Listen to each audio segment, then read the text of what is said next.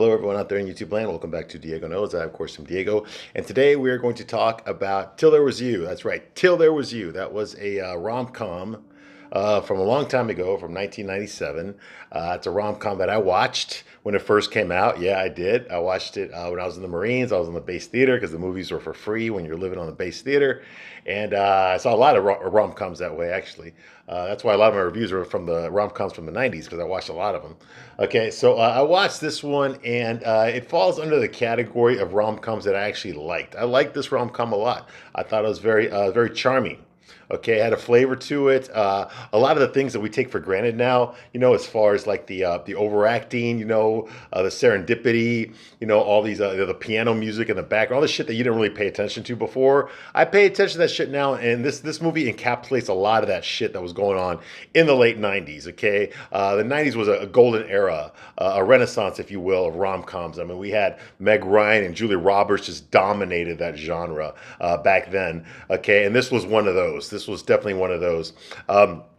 Now, I enjoyed the movie a lot more than I do other rom-coms. It's one of my favorites because, like I said, it was charming. At the time I watched it, I was young. I was in my early 20s. I was on a Marine Corps base. I was lonely. I mean, I was a private. I had no fucking money. I had no car, so I had nothing to do, really, except walk around the base, and hang out and try to have fun, And I went to the base theater to watch for movies for free. Why else? Why not?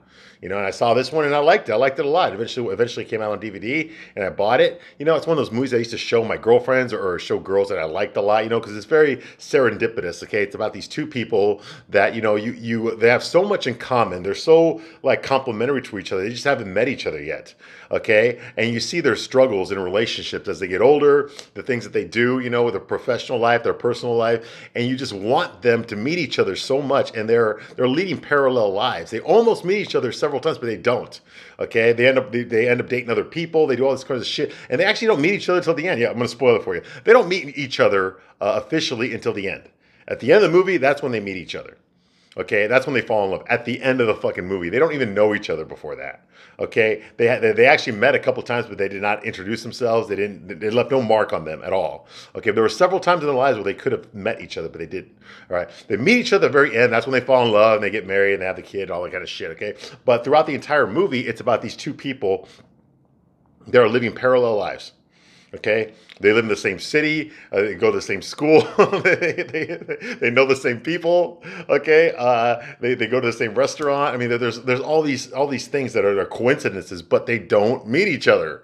Okay, it's all something always happens that and they end up not meeting each other. Okay. So I liked it a lot. What I thought was very special about this movie that separates it from other rom-coms is that, yes, you have the female perspective by Jean Tripplehorn's character, Gwen Moss. Okay, this Jewish girl who's a writer, and you also have this perspective of Nick Dawkin, okay, who's this, I guess he's Lithuanian or something, right? Okay, and he and it's his perspective. He comes from kind of a broken family. His dad was a out of work musician, alcoholic. His mom had to support the whole family. There's a lot of resentment there, and he's not proud of his childhood at all. So he spends the rest of his adult years saying lies about his childhood, saying lies about his parents. He's ashamed of where he came from. He's ashamed of his folks. He's ashamed of his family. Okay, so we see how that affects his relationships. His dating relationships. Okay, so I thought that was pretty cool. And then you have the side characters. You got Bob, the fucking beta male book publisher. You've got Francesca, played by Sarah Jessica Parker. She's this is before Sex and the City. She wouldn't do Sex and the City for another year. Okay, but here she's Francesca Lanfield, who's basically Eve Plum from the Brady Bunch. Okay, basically she's this little girl that grew up on TV on some fucking bullshit family sitcom like The Partridge Family, Brady Bunch, that kind of shit. And she grew up there. And then of course when she got older, she became this big fucking drug whore. She started fucking everybody and doing all sorts of drugs and going into rehab over and over again. We've seen this story play out in real life many, many times. And she's one of those. Okay, she's one of those. Okay, she's a child star, and that did not transition into an adult acting career. That kind of shit. We've seen that happen to many child stars in the past. Okay, she's one of those. Okay, in and out of rehab all the time. That kind of shit. Full of herself. Okay, and then you've also got this other guy, Craig Bierko, who plays I guess he's like this asshole fucking councilman on the city council in LA. And that's another guy that Gwen ends up dating. They met when they were kids. All this kind of bullshit happens. All this serendipitous bullshit happens, okay? The reason I like the movie so much is because you actually get to see the guy's point of view here, okay? You get to go through Nick's journey just like you go through Gwen's journey, okay? You understand why he is the way he is, okay? Now, a lot of this movie is bullshit. All rom-coms are, let's face it, okay? But some of the movie in there was really, I really like how it was communicated that the guys, the issues that men have, because that's really what we don't ever get in rom-coms. We never get it from the guy's point of view. They're just there to fucking be there, to be chisel features, ripped abs, and a big fucking dick. That's all they're there for, okay? It's always about the drama the woman goes through around the guy, not so much the drama the guy goes through, okay? They almost always never mention that in a rom-com, but this one you had both sides, and I thought that was pretty cute. It's not very often they do that. The only one I can think of right now is He Said, She Said, and that was with Elizabeth Perkins and what's his name? Kevin Bacon. And that was in the early 90s, okay? This is the late 90s, okay? So that's what the movie's about. These two people that just coincidentally meet each other at the end, but yet they actually should have met a long, long time ago, all right? Okay, so I already talked about the director, the actors, all that kind of shit here. Now let's talk about the movie itself. The movie opens up with a flashback scene. It's 1961. It's at some place here called Camp Unity. I don't know where the fuck that is. I don't know if that's upstate New York or if that's, by Martha's Vineyard. Okay, but it has to do with the Kennedys. Okay, this woman that's narrating this story, we find out it's Gwen's mom, and she's this Jewish woman, and she's talking about, telling her daughter a bedtime story about how she met her dad. About this is how your mom and dad met each other, basically. She tells a story. She was working for JFK, who was alive back in 1961. He wouldn't die for another fucking 2 years. Okay, and she's working for his campaign. We don't know if it's his campaign or whatever. Okay, but she says they went to some party house, some fucking cabin party house. Okay, the kind of shit where fucking Ted Kennedy used to pick up girls and then fucking murder them. Okay, in the Chappaquiddick River. Yeah.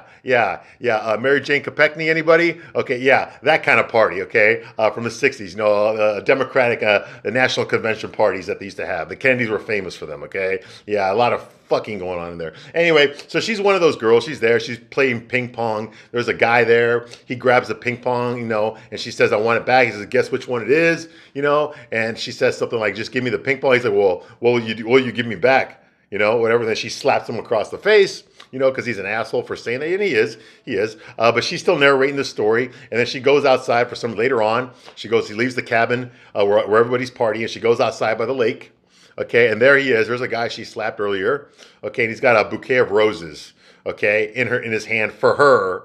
Okay, supposedly, and then she immediately just fucking starts making out with him. She just fucking attacks him. She sexually assaults him right there. I'm talking Lena Dunham style. You know who Lena Dunham is? That's that big fucking feminist from that show. She created that show called Girls, whatever. I don't know. I never fucking watch it. Okay, but yeah, she's this big fucking feminist, and she built a whole catalog of clothes for full-figured women. Yeah, and she always talks about how fucking men are all fucking sexual assaulters and all that kind of shit. Believe all women. And then she sexually assaulted Brad Pitt at an awards ceremony. Like, you can clearly, she fucking lunged for him to kiss him in the face. He's just like that, because let's face it, Lena Dunham is a fucking very unattractive woman. The only reason I bring it up is that happens here. Okay, this woman just fucking grabs him and starts kissing him. Okay. And you're going to see that a lot in this movie. All right, so that's going on here. Like mother, like daughter. Oh, yeah. So that's going on here. She's telling the story here, blah, blah, blah. Okay, like I said, she jumps him. She just jumps him, okay? Okay, like I said, it's a bedtime story that she's telling her little girl, Gwen, okay? And you can tell, she tells Gwen that, Gwen tells her mom, says, don't worry, Mom, someday I'm going to grow up, because you got to figure she's probably like 9 years old, 8 years old here. She tells her, oh, don't worry, Mom, I'm going to grow up, and I'm going to fall in love too, and I'm going to meet a man just like you met Daddy, and we're going to fall in love and live happily ever after, and I was going to bullshit. And you know what? Even in 1997, I don't think there was very many women that actually believed this, okay? I think maybe when they're a little bit younger, but I think even at 9 years old or something, I think it's pretty obvious that that doesn't just happen right away. There's other things that get in the way first before you find your one true love, if such a thing even exists. I think we find people that are compatible with ourselves, that we have a lot of chemistry with. I think that most definitely agrees, but that there's one true perfect one out there, I think that's kind of bullshit. Just like I don't believe in love at first sight. I do believe in lust at first sight. Definitely believe in that. Okay, I believe in attraction. Okay, absolutely. Okay, but I think love has a lot more to do with, you have to already know the person before you can be in love with them. Okay, and a lot of the things that we call falling in love, or the romance fantasy that we live out, is just what we call an attraction. Okay, it's a chemical attraction, but it's also maybe other things, a philosophical attraction, intellectual attraction, sexual attraction. There's all different types of attraction here. But I think if you have a combination of those things, okay, that can be misinterpreted as love. Love does not, well, it's kind of involves that stuff, but it's not attraction. Attraction is a small part of love. Love is about sacrifice. It's about doing for someone else. It's about doing for someone else and stop thinking about yourself. That's what love is. And you don't get that just by meeting somebody. Okay? You get that from knowing somebody. Okay? But anyway, but you're an adult, right? You know this. And rom-coms are all about against this whole narrative, because they're always about longing. They're always about lust. Rom-coms don't even deal with love. They deal with longing. They deal with wanting to love somebody. They deal with trying to find someone to love, trying to check off those boxes that you need in order to give your heart to somebody. That's what these rom-coms do. They don't actually deal with love itself. They deal with attraction. Okay. Anyway, and this movie is just like that. All right. Now I'm going to say this right now. This movie flopped at the box office. It did not do any favors to anyone involved. No one's career got better except for Sarah Jessica Parker. I think she's the only career that got better after this movie. Okay, because she lucked out. Okay, but remember, this was a theatrical feature. This came to the theaters. This wasn't some fucking HBO TV show. Okay, that's what she got reduced to, probably because of this movie. She'd done some other stuff before that. I remember she was in Dudley Do Right, which didn't do very well. She was in not Rapid Fire, but she was in Striking Distance with Bruce Willis. That didn't do very well. It was an action movie. She was in Ed Wood. Okay, the Tim Burton movie. That actually did pretty good, but she had a very small role in it. So she'd been doing movies, but none of them were like just blockbusters. Okay, the only really blockbuster she had was the one with the fucking witches. Okay, that one, and Hocus Pocus. Yeah, I think that was the only blockbuster she really had as far as a theatrical movie. Okay, and Footloose, if you want to count it. She had a minor role in Footloose. Okay, and that was back in the 80s. So she wasn't really doing very well. Okay, as far as theatrical releases, Sarah Jessica Parker. Okay, what she exploded on was TV, was HBO. That's where she exploded with Sex and the City. Okay, but that was going to be another year from now. So I think this was probably like, okay, this is small independent rom-com. I'll just fucking do it. I'm going to play a character that you're not supposed to sympathize with at all, because she's a bitch, an egotistical fucking bitch. Okay, recovered drug addict. Think Amy Winehouse if she was still alive. Okay, and And so, like, this movie didn't do her any favors, okay? As Sex and the City was what put her back on the map, all right? But I think at this time, I think her feature film career was pretty much almost gone. Think about it. The next thing she did was Sex and the City. She didn't do any more movies until after Sex and the City became big. All right, moving right along. Okay, then we see Nick. Nick's the main character. He's played by Dylan McDermott in this movie. But this is a scene of him. It's a flashback scene of him when he's a young boy. Okay, and he's watching his mom and dad. They're fighting. They're fighting over money. Okay, his dad is this alcoholic. He's dressed like it's the early '70s, like it's 1971. Think like Battle of the Planets. I don't know if any of y'all ever seen that cartoon, but like when they weren't in their superhero bird outfits. Okay, the regular clothes they also had a T-shirt with stripes they had the tight bell bottoms with the stripes on them. Okay, basically the dad's dressed like that. Okay. Just really bad. Really bad. Okay. I started thinking about shows like Maude or All in the Family, early stuff from the early 70s, a Partridge Family. Think stuff from the early 70s. That's what they're dressed like. Okay. There was a show called with Rod Serling created it, Night Gallery. Okay, you ever watched? So yes, I know every episode had fucking Gary Collins in it, but watch the fashion in those episodes. All right, the early '70s was a horrible fashion sense, absolutely horrible. All right, but they're wearing that just to show you, the era that it's in. Okay, little Nick is drawing a picture of a house. His parents don't give a shit about it. Okay, because they're too busy fighting about money. And Karen Allen, remember her? That's Marion Ravenswood from fucking Indiana Jones, from the Raiders of the Lost Ark, and from I guess the Kingdom of the Crystal Skull. Yeah, her. Okay, Karen Allen. She plays Nick's mom. Okay, she's a waitress, and she's arguing with her husband about she tells him, hey, your son should have drawn a picture of the poorhouse because that's where you're going to put us. Because he wants a piano. The dad wants a piano. They don't have the money to buy a piano, and she doesn't want to spend money on a piano. Okay, they're barely making ends meet. Like I said, he's an out-of-work, drunk fucking musician, and he wants this piano for some reason, okay? Okay, so that's going on here, okay? Meanwhile, Gwen is a little girl, okay, but she's awake this time. She's playing the piano. Her mom is actually making her play the piano. She says, I don't hear the keys typing. I don't hear the keys playing. So Gwen's trying to play the piano, and the mom, you see her sitting down there with her fucking 70s hairstyle, and she's reading a book called The Feminine Mystique. Well, that's already a bad sign right there. So obviously the mom's a fucking feminist. We're talking the era of Mary Tyler Moore era, okay? What's her name? Gloria Steinem. Okay, yeah, the protests, all that kind of fucking shit, Roe versus Wade, all that kind of bullshit that unfortunately came back. Okay, yeah, all that's going on here. Okay, which I understand. Second wave feminism, I'm all about it. I think it was a great movement. Okay, I think women should be paid the same as men. I think they should have the same opportunities. All that kind of shit I'm all for that. 100%, okay? I am not a third wave feminist. Fuck that noise. I'll never be third wave feminist, okay? But anyway, she's reading The Feminine Mystique, okay? And she's telling her daughter to play more music again. Okay, now she's playing a piano on the family piano. It's an antique, apparently. Okay, so the mom decides to tell little Gwen the story about the piano, how the piano came in the family, all right?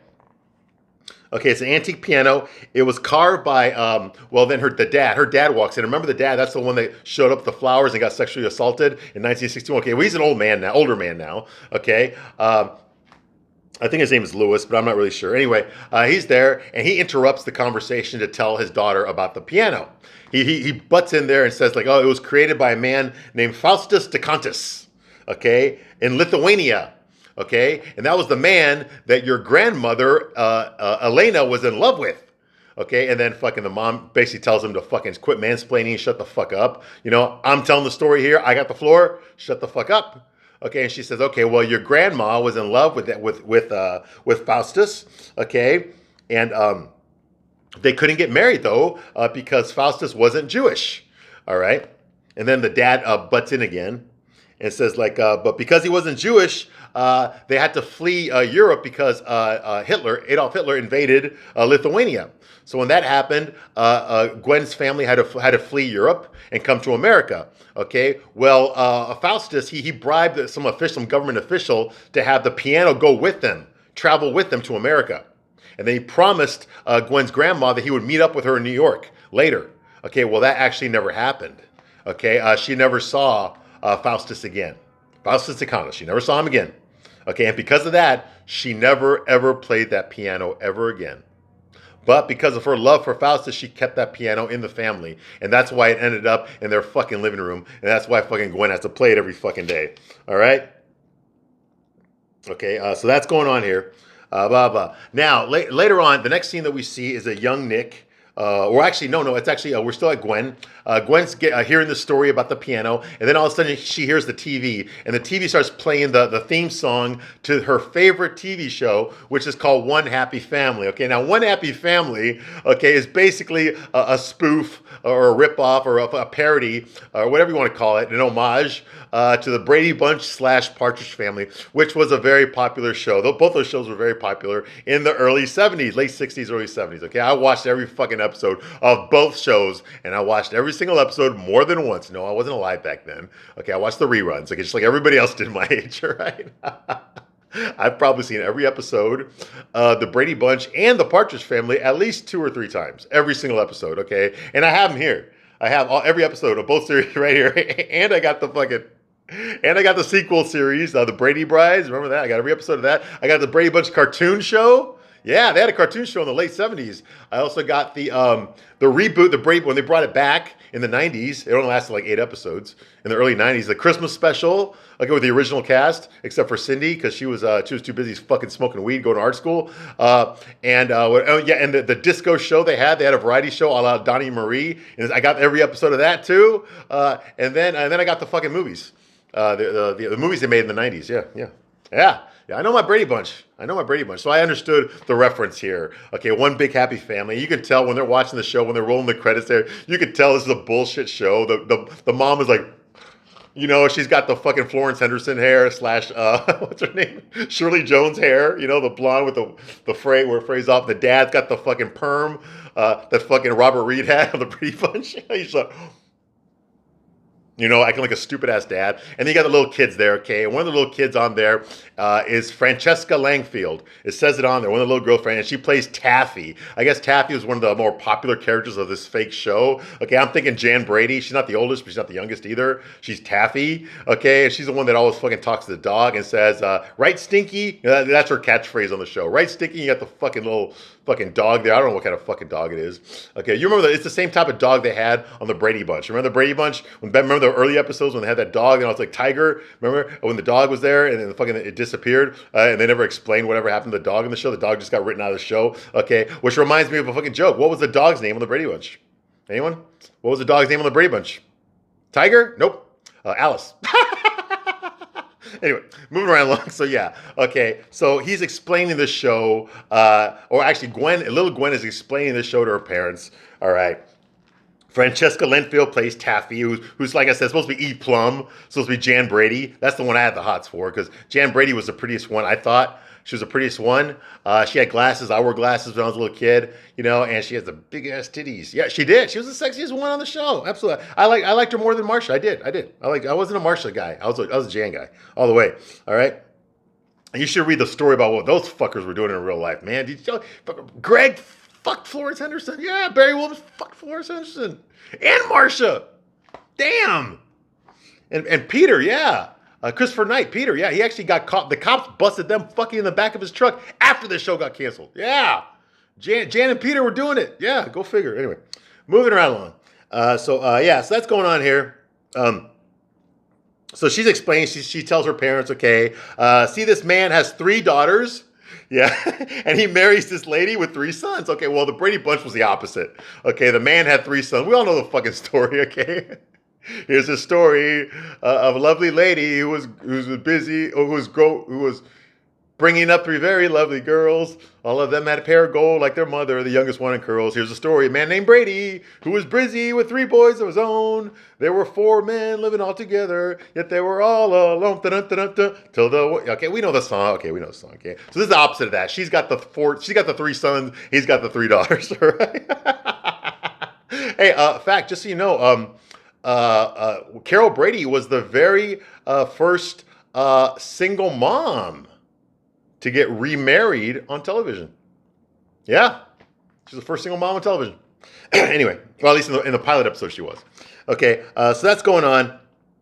Okay, and then Nick explains to his dad, because his dad and him are watching. His dad doesn't work, and he tells that, and they form this rock and roll band with the dog. Yeah. Well, yeah, that was the Partridge Family, and that was the Brady Bunch. They did. The Brady Bunch actually copied the Partridge Family. The Partridge Family were already musicians. Shirley Jones was already fucking Tony, Emmy-winning. I think she actually won an Academy Award, too, for singing. She did all these musicals in the 1950s. Shirley Jones was a big fucking deal in the 1950s. She did Oklahoma. She did all sorts of shit. The Till There Was You song was sang by Shirley Jones, actually. Shirley Jones was a fucking big deal in the 50s, okay? But unfortunately, she married Jack Cassidy, who not only fucked her and gave her a son, Sean Cassidy, but he also fucked guys. But we ain't talking about that anyway. Yeah, Shirley Jones, yeah, she was the matriarch of the Partridge Family. Remember, there was no dad on the Partridge Family. Okay, Reuben Kincaid was not their dad, he was the manager, all right? And her real life stepson was actually David Cassidy. That was Jack Cassidy's son from his previous marriage. Absolutely. So it really was a real mother and her stepson on the Partridge Family. And unfortunately, though, Shirley Jones and David Cassidy were the only 2 members of the cast that actually had musical talent, that actually knew how to play music and how to read music, okay?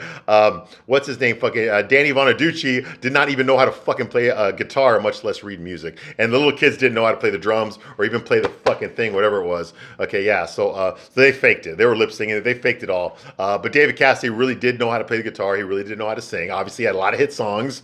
Okay, and Shirley Jones, like I said, she was Hollywood gold in the musical era of the 1950s. She was the bomb. Okay, a little known fact: she also did a lot of shows on Broadway. Florence Henderson, the mom from the Brady Bunch, she was known for her Broadway performances or musicals on Broadway. She was also a singer. She sang the Christmas episode. Y'all remember that? In real life, go figure, in real life, when they were making the Brady Bunch, when Sherwood Shorowitz was casting the Brady Bunch, he wanted Shirley Jones. He wanted Shirley Jones, and she turned it down. She said, no, I don't want to do a TV show right now.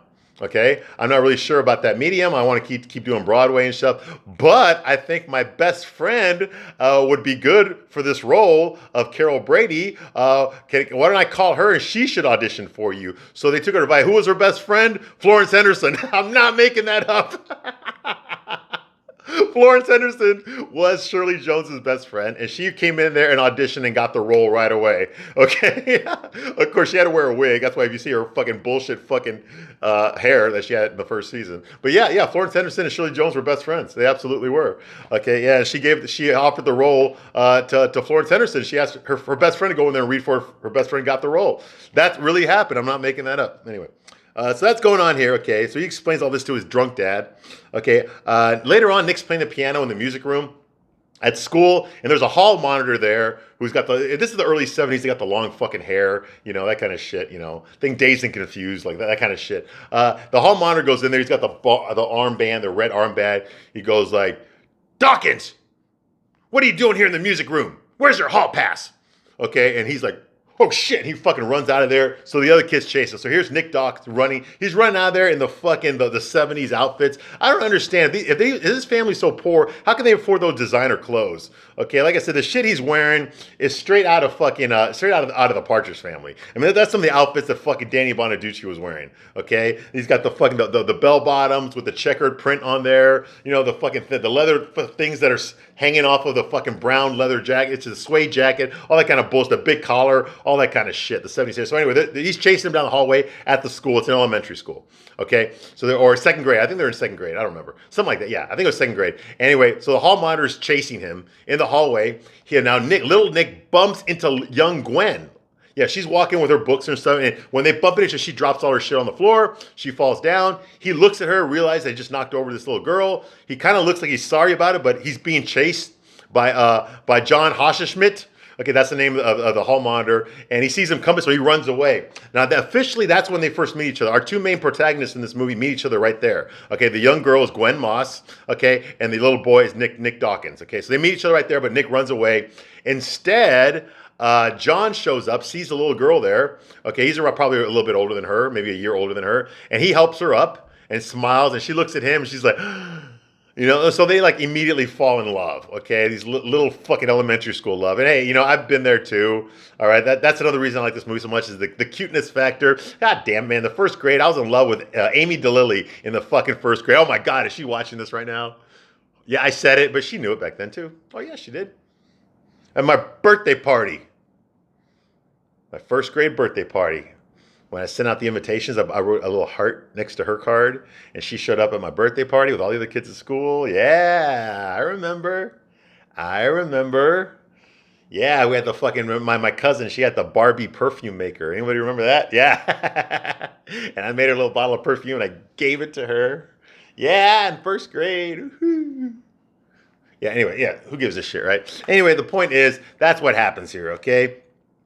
So she falls in love. Next thing you know, she's a little bit older now. She's like 13 now, maybe 12 or 13 years old. And she's dressed up in a private school outfit. And she's talking to another girl that's dressed up in a private school outfit. And she's in her house, okay, which is a rich house. They got a swimming pool. It's big. It's fucking nice. It's completely different from the shitty apartment that Nick lives in with his parents. Okay, she's there in her private school outfit talking to her best friend, Debbie. Okay, she's telling her about how she met that boy, that hall monitor kid, how she fell in love, but unfortunately her parents put her in private school, okay, so now she'll never see that boy again, okay, but then Debbie tells her, oh, well, if your parents hadn't put you in private school, we never would have become best friends, and so that's going on here, and the little boy's name was John Hosserschmidt, okay, so that's going on, okay, they're both well off. Gwen says, someday we'll be grown-ups.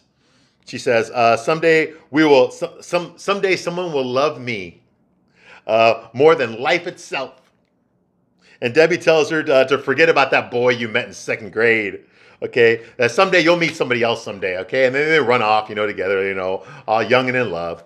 Meanwhile, a 13-year-old Nick, he comes home one day from school, apparently, and he sees his mom crying in the hallway there. She's crying, like sobbing really bad.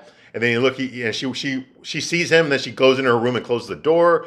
Nick walks, so he sees his dad drunk and passed out on the couch. There's a piece of paper on the floor. He picks it up. It's a notice of eviction. So they're getting kicked out of their apartment. All right. So obviously Nick's financial status is not very good. He comes from a very poor family. Obviously he's ashamed of it. Anyway, on the TV is One Happy Family is playing on the TV. So he sits in front of the TV and he watches it. And of course, what does he see? He sees Francesca Lidfield. He's in love with that girl, just like I was in love with Jan Brady. Even though Eve Plum is a lot older than me. Remember, I was watching the reruns. Okay, I was watching up the episodes that were like a good 10, 12 years before I was actually watching them. That's when they were filmed. Okay, I'm not that old. All right, so yeah, he's in love with Francesca Lidfield. He's watching her on the TV. Okay, and like I said, they're getting evicted. Okay.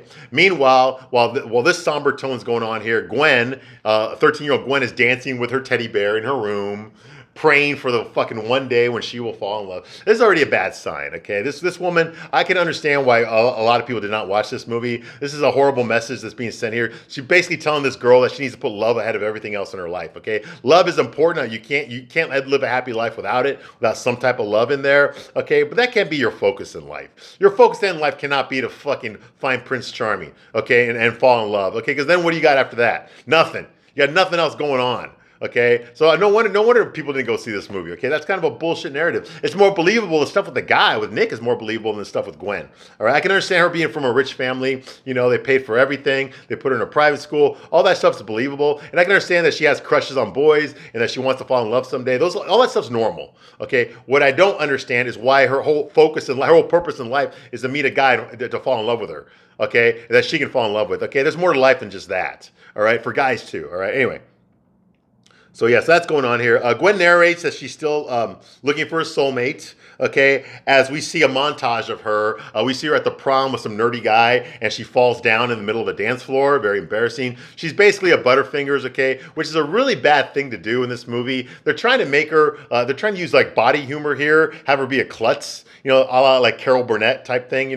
She's just bumping into shit. And that's just. Jean Tripplehorn. She used to be a model. She went to fucking Juilliard, for Christ's sake, okay? So she's not a great actress. I don't know how the fuck she got in there. Maybe she knew somebody that got her into Juilliard. I don't know, okay? But you get a girl that's as pretty as she is here, don't make her a klutz. No, it's not believable, okay? If you want to give her some faults, if you want to give her some faults, some character defects, being a klutz is not good enough. Okay, that's just true. You're trying to make her into fucking Carol Burnett. Okay, she's not a body humor type fucking woman. She's not Lucille Ball, but they're trying to make her like that. Like she's bumping into shit, she's tripping over shit. The next scene we see her, she's making out with some boy on top of the fucking antique piano, and they're like fucking crashing into each other, like that. Okay, and then they fall down in front of the piano. I guess they have sex there. Who the fuck knows, all right? So we see a montage of her trying to fucking find true love, which is just her trying to have sex, okay? But like I said, she's too pretty, and she's just not funny. I'm sorry, Jean Tripplehorn is not funny.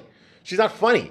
The best thing a role for her would probably be to be like a more self-confident woman. I think she could pull that off. Okay, not this insecure fucking, fuddy-duddy, who try to act shy. Okay, women that are super fucking good looking do not act like this. Like I said, this girl's a fucking model, for Christ's sake, okay? She's not some fucking dopey fucking, what's her name, Amy Schumer type looking girl. I could believe that, okay? But no, she's beautiful. She's fucking beautiful. Like, even though she's a little heavier in this movie, she's still fucking beautiful. She's got one of those fucking porcelain, China doll faces, okay? She looks beautiful. I don't believe that she would struggle finding love. Okay, I believe guys would be throwing themselves at her. Okay, not necessarily to fall in love with her, but just to fuck her. But I think eventually one of those guys would definitely develop feelings for her and want to pursue it further. It's hard for me to believe that a girl this attractive has a hard time fucking getting a guy to fall in love with her. It's bullshit. It might not be the guy she wants, but she would have suitors. She would have guys that want to be with her. Okay. She just doesn't want to be with them. That's a lot more believable, but we don't see that in this movie. That's another reason this movie's not realistic. Despite the fact that I love it, I don't love it because of her. I love it because of him, because of Nick Dawkins' character. I relate to him a lot, and a lot of what was going on with him, all right? So that's going on here, okay? And she's there, okay? She's still trying to find romance, okay? And then she goes to grad school, okay? In grad school, she falls for her poetry professor, okay, named Gregory, all right? And she ends up fucking her professor. Yeah. And then later on, she wonders why it didn't work out. Well, you're not supposed to be fucking your professor, okay? They usually, not only are there rules against that in the university, but it doesn't end up well. It doesn't end up well. Okay, anyway, so I'm going to stop my review right here, and I will be back shortly. And I will continue my review of Till There Was You. I thank you very much for watching this long, and I will see you soon on the next one. Bye.